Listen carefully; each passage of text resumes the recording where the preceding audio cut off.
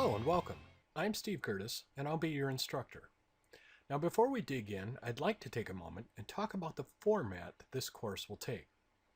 This training is designed to take an absolute beginner through an introduction to Blender and 3D in general.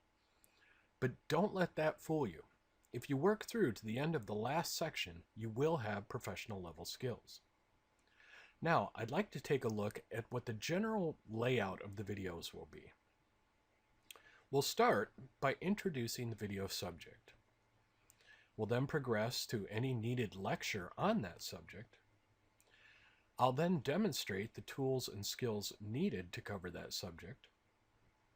We'll review what we've learned.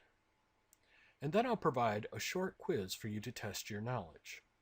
Now at this point, it'll be important for you to be honest with yourself and not sell yourself short, and really try and get through the quiz questions.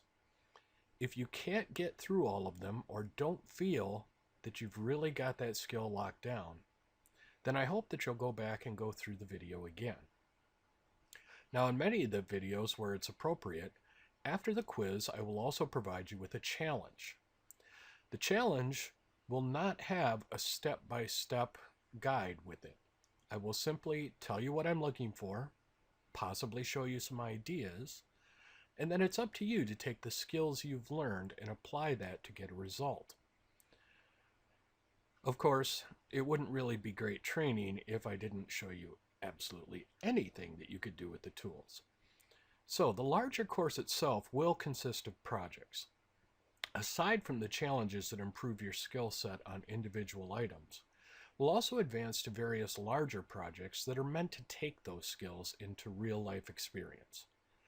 Those projects will be step-by-step and will target areas like photoreal rendering, animation, motion graphics, game engine work, and more.